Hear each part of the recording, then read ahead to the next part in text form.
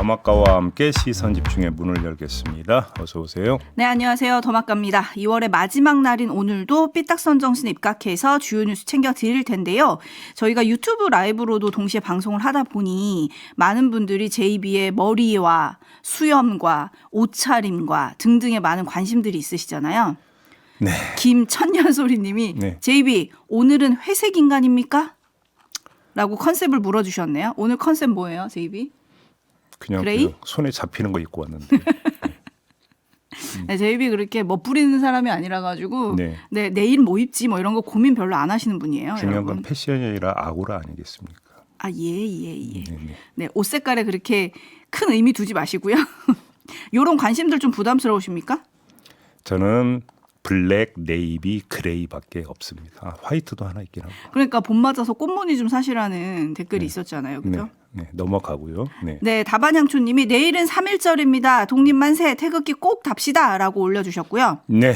안녕 문현주님이 해가 많이 길어진 것 같아요. 조금 더 부지런히 김종배의 시선 집중에 집중해야 할 것 같습니다. 좋은 말씀이십니다. 라고 올려주셨고 나라사랑님 저희 단골 촌철님이신데 네. 오늘은 수술을 받는 날이라서 금식 중이라고. 아니 뭐 이렇게 아프신 분들이 많아요. 그러니까요. 요새. 네. 너무 안타까운데 그 와중에도 지금 시선 집중을 집중하시면서 먹는 뉴스만 없길 바라봅니다. 라고 올려주셨어요. 체온 관리 잘하세요.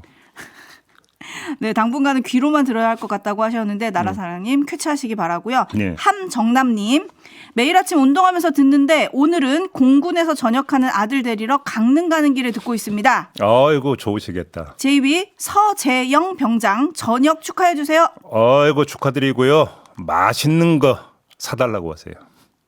JB가 아빠라면 무엇을 사주겠습니까? 강릉에 가면 또 기가 막힌 물회집이 하나가 있는데 제가 상호는 말씀을 못 드리겠고 방송에 걸리니까 그죠? 네네. 물회도 드시고 뭐 이거저거 많이 드시기 바랍니다. 네, 함정남님 아들이신 서재영 병장님 전역 축하드리고요. 아유. JB가 추천한 물회 꼭 드세요. 아, 물회 먹고 싶다. 네. 네, 주말입니다. 좀만 참으시고요. 네. 타임즈 오늘 주목할 첫 번째 뉴스 어떤 건가요? 민주당이 명태균 녹취록을 또 공개를 했습니다. 2022년 3월 8일 명태균 씨가 지인과 나눈 대화라고 하는데요. 들어보시죠. 저는 도지사 나갈 생각이 전혀 없습니다. 저는 아무 생각, 욕심이 없습니다. 저는 사모님 옆에만 있는 게 제일 행복입니다. 네. 그래가 사모가 내고 못 했잖아. 아유, 윤희 형은 욕심 없는 사람이에요. 윤한웅이 뭐라 하려고 했더니 윤한웅이가 제일 많이 알았는데 욕심이 없대. 네? 네. 민주당은 윤한홍 의원이 경남지사 선거에 출마를 포기한 배경을 설명한 대화다. 이렇게 밝혔는데요. 한마디로 김건희 여사가 경남지사 선거에도 개입한 것 아니냐라는 의혹을 제기하는 차원이었습니다. 네, 어떻게 봐야 될까요? 자, 의혹이 너무 많지 않습니까? 자, 지금까지 제기된 것만 한번 추려볼까요? 김건희 여사의 공천 개입 의혹입니다. 자, 2022년 국회의원 보궐선거와 2024년 총선에서의 김영선 공천 개입 의혹이 있었고요. 2022년 지방선거에서의 강원지사 공천 개입 의혹이 있었고요. 그다음에 지금 들으신 2022년 지방선거에서 경남지사 공천 개입 의혹이 또 제기가 된 겁니다. 굵직한 것만 추려도 이렇게 많은데요. 자, 이 하나하나에 대해서 다시 뭐 의혹의 합리성 이런 건 따지지 않겠습니다. 패턴만 한번 보겠는데요. 자, 패턴의 반은 나왔습니다. 어떤 거냐?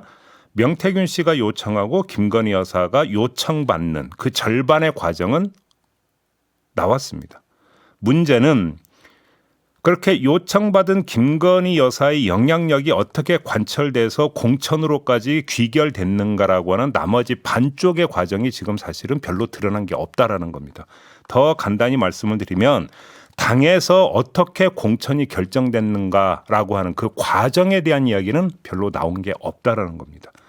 그래서 검찰이 집중적으로 이걸 좀 수사를 해야 된다라고 지금 말씀을 드리는 건데 어제 창원 갔죠. 명태균 씨 1차 조사가 들어갔습니다. 오늘 이어지죠. 네. 자, 반드시 지금 집중적으로 수사해야 되는 것 가운데 하나가 이건데 제가 예를 하나만 들어드리겠습니다. 예. 작년 11월 28일, 29일 이틀에 걸쳐서 검찰이 국민의힘 당사를 압수수색을 합니다.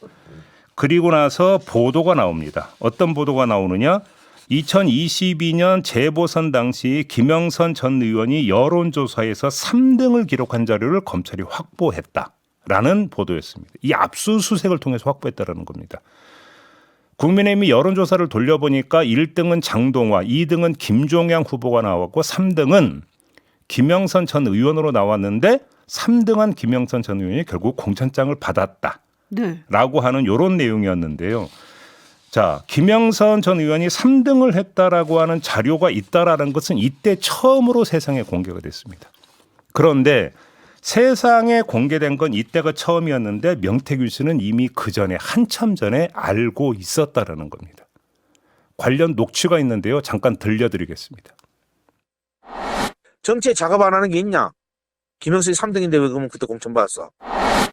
자, 김영선이 3등인데 그때 왜 공천 받았어? 라고 하면서 작업이라고 하는 단어를 지금 명태균 씨가 썼습니다. 오, 정치에 작업 안 하는 게 있냐? 자, 명태균 씨가 이 이야기를 한 시점이 언제냐면 2024년 2월 8일이었습니다. 검찰이 압수수색을 통해서 3등한 자료를 확보하기 9달 전입니다. 그러면 최소 9달이죠. 근데 여기서 우리가 상식적으로 추론하면 이건 2024년 2월 8일이고 2022년 그때 공천 즈음에 이미 이 사실을 명태균 씨가 파악하고 있었고 그래서 작업을 했다. 이렇게 추정을 하는 게 상식 아니겠습니까? 그렇죠. 그 작업을 통해서 공천을 받았다. 이렇게 해석이 될 수밖에 없을 것 같은데요. 그러면 명태균 씨가 그 시점에 김영선 의원이 3등한 사실을 알려준 명태균 씨에게 알려준 사람이 누굴까요? 누굴까요? 지금 이게 안 밝혀진 거 아니겠습니까? 그러니까 제가 지금 예를 들어서 말씀을 드리고 있는데 이 패턴의 절반 당 안에서 내응했던 주인공 내지 주인공들이 누구냐 검찰이 이걸 밝혀야 된다는 겁니다. 예를 들어서 조금 전에 제가 검찰이 압수수색사 그 보도를 전해드렸는데 이 보도 예를 들어서 채널A 보도 당시 이제 2024년 11월 29일에 이런 보도를 내놓으면서 두 명의 입장을 땁니다.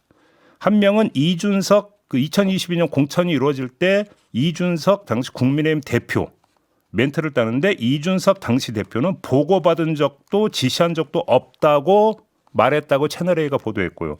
당시 공천관리위원장이었던 윤상현 의원 멘트도 따는데 기억나지 않는다라고 말했다고 채널A가 보도를 했거든요. 근데 이거는 이 사람들의 일방적인 주장인 것이고 그럼 검찰이 이 사람들을 불러가지고 그러면 정밀하게 조사를 해서 캘 거냐 이걸 봐야 된다는 말씀입니다. 네, 나라사랑님이 당대표 경선 때도 꼴등이 1등 되고 공천 경선 때도 3등이 1등 되는 놀라운 반전이 일어나는 국민의힘. 과연 이 막강한 힘은 누구일까요? 라고 물음표 찍어주셨는데 네. 그거는 지금 검찰이 밝혀야죠. 그렇죠? 그렇습니다. 담쟁이 넝쿨님. 윤한홍 의원이 그래서 뭐라고 했다는 건가요? 라고 하셨는데 아까 컷에서 잘 안 들리셨나 봐요. 네, 컷이 약간 이렇게 얘기했답니다. 저는 도지사 나갈 생각이 전혀 없습니다. 저는 아무 생각 욕심이 없습니다. 저는 사모님 옆에만 있는 게 저의 행복입니다. 이렇게 했다는 거고요. 담쟁이 넝쿨님은 근데 저런 대사는 마지막에 개그 프로그램에서는 딸랑딸랑 하던데요? 라고 좀 꼬집어 주셨고 희나리님 욕심이 없다는 아부형이라고 등식을 보내주셨고 박종영님은 저희가 새롭게 들려드린 녹취까지 다 들으시고 이렇게 보내주셨어요. 이 정도면 이제 의혹이라는 말을 쓰면 안 되는 거 아닙니까? 네. 라고 보내주셨고 신원섭파님은 이렇게 의혹의 증거가 넘쳐나는데도 국민의힘은 특검을 거부하겠습니까? 라고 했는데 어제 거부했죠. 그죠? 반대표 했으니까요. 어제 본회의에서 명태균 특검법이 통과가 됐습니다. 자, 국민의힘은 바로 최상목 권한대행에게 거부권 행사를 요청을 했고요.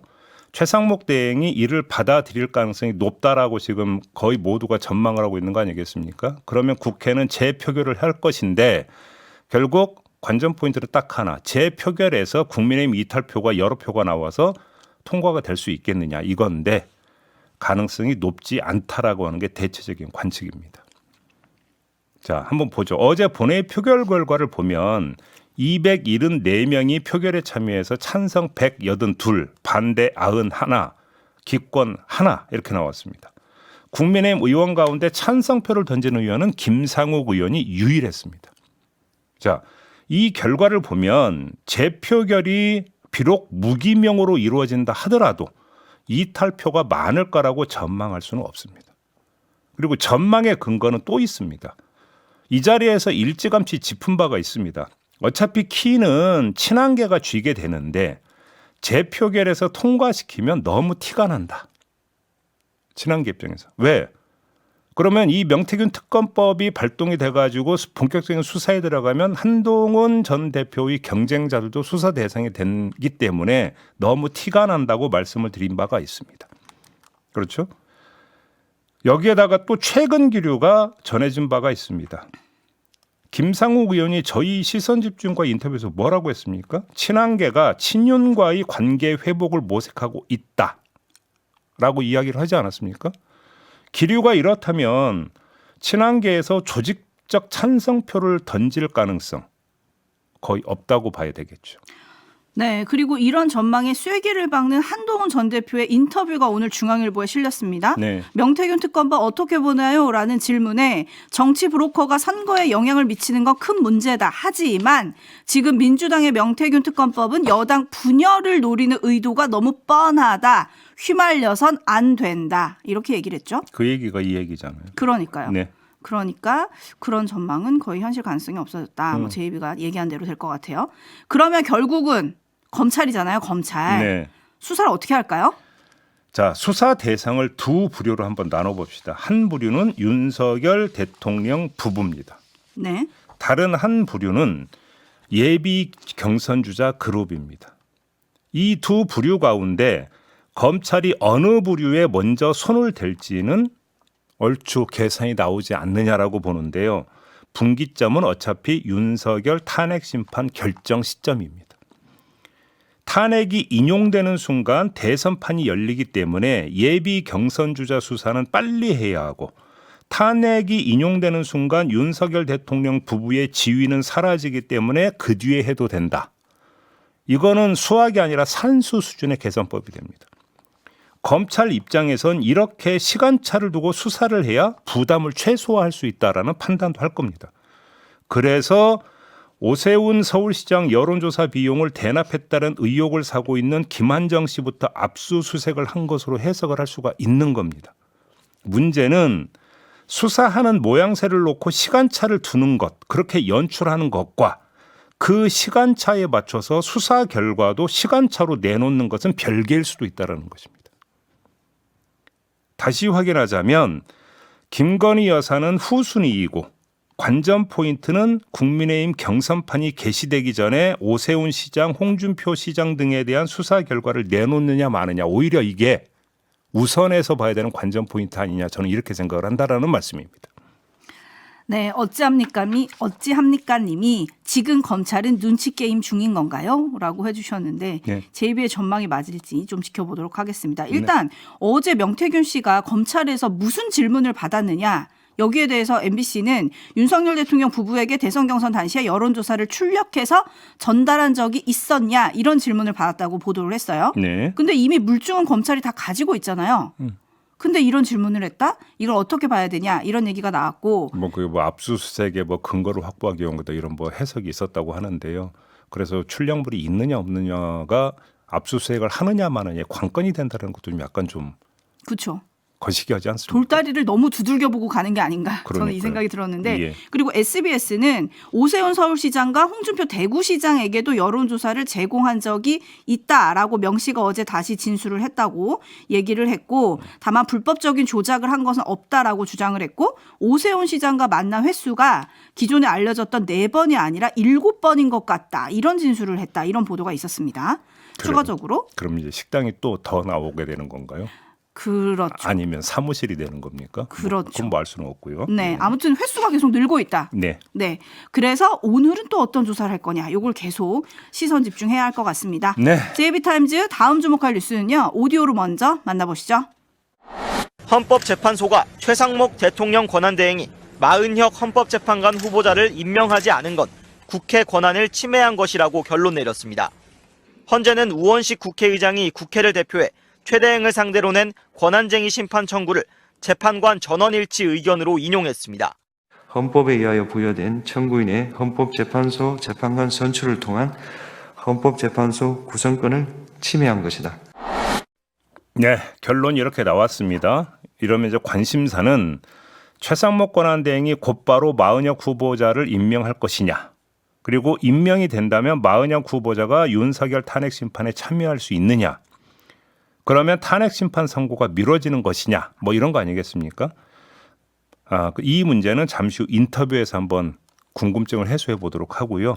저는 어제 나온 헌법재판소의 다른 선고에 한번 주목해 보겠습니다. 어떤 거죠? 감사원이 2023년 선관위를 상대로 직무감찰을 벌인 것이 헌법과 법률상 선관위의 권한을 침해했다면서 헌법재판소에 권한쟁의 심판을 청구한 적이 있었습니다.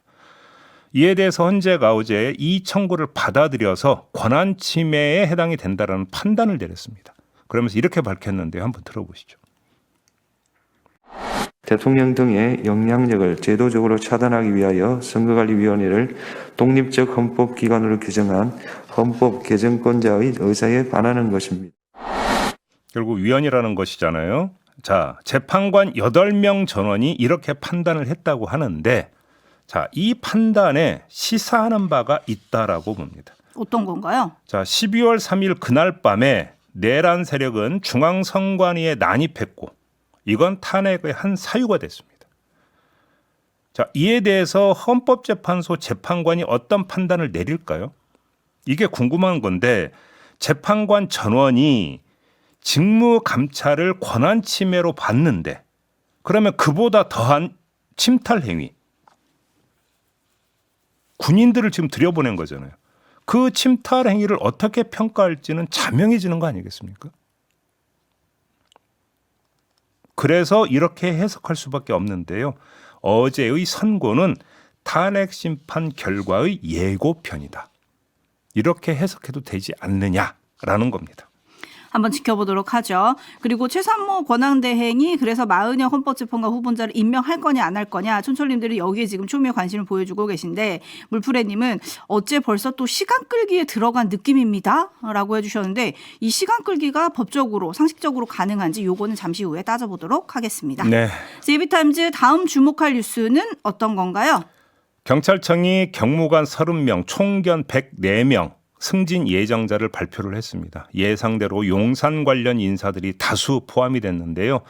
경무관 승진자 명단에 김찬수 대통령실 자치행정 비서관실 행정관이 포함이 됐고, 총경 승진 대상자에 대통령실 근무자 2명이, 그리고 정부 파견자 2명이 포함이 됐습니다. 이것만이 아닙니다. 대통령실은 아니지만 용산경찰서와 대통령실을 경호하는 102 경비단에서도 경무관 1명, 총경 3명의 승진 대상자가 나왔습니다. 모두 합하면 9명입니다. 네, 용산의 그림자가 굉장히 짙은 느낌인데, 김찬수 행정관이 누구냐 이름만 들으면 모르시는 분들도 계실 것 같아서 추가적으로 설명을 드리면, 23년 서울 영등포 경찰서장이던 당시에 세관 마약 수사를 맡던 백혜련 경정에게 용산에서 심각하게 보고 있다 며 외압을 행사했다는 의혹을 받은 바로 그 인물이잖아요. 네. 네, 이 인물 포함해서 이렇게 많은 용산 출신 그리고 그 언저리에 계신 분들이 승진 대상자가 됐다. 이거 윤건영 의원이 알박기라고 미리 진단한 바가 있잖아요. 그렇습니다. 흐름은 그렇게 가고 있는데요. 그 흐름이 아직 끝난 게 아닙니다. 경무관과 총경으로 승진하는 사람들, 그러면 이 사람들이 승진한 다음에 어떤 보직을 받게 될 것이냐, 이것까지 봐야 되는 거 아니겠습니까? 이걸 마저 봐야 되는 건데요. 이 역시 예상대로, 예를 들어서 내란 수사 파트를 꿰차고 들어간다든지 이렇게 되어버리면 아마도 그게 완결판이 될 것이다라는 것인데, 이렇게 되어버리면 이들을 이렇게 승진을 시킨 이유가 무엇인지는 자명해지는 것 아니겠습니까? 바로 이 점을 주목해서 봐야 된다. 다시 말해서 이들이 계급장을 올려단 다음에 어떤 자리로 가느냐, 이걸 봐야 된다라는 겁니다. 어디를 가느냐, 요거를 또 시선 집중해야 된다. 네. 이승민님, 아직도 대통령의 입김이 이렇게 센 건가요? 그러니까요. 근데 이러면 안 되는 거 아닙니까? 그죠? 그렇죠. 그리고 그때 윤건영 의원 설명에 따르면 이분들은 이렇게 승진 인사가 되면 임기가 정해져 있기 때문에 그죠? 예. 차기 정부에서 뭘 하고 싶어도 승진이나 뭔가를 할 수가 없다는 얘기였잖아요. 인사를 그죠? 그렇습니다. 그래서 알박기라고 표현을 한 건데 일단 그렇게 승진은 된 것 같고 어디로 가는지 이거를 또 지켜봐야 될 것 같습니다. 네, 마무리하죠. 더마카 수고하셨습니다. 고맙습니다.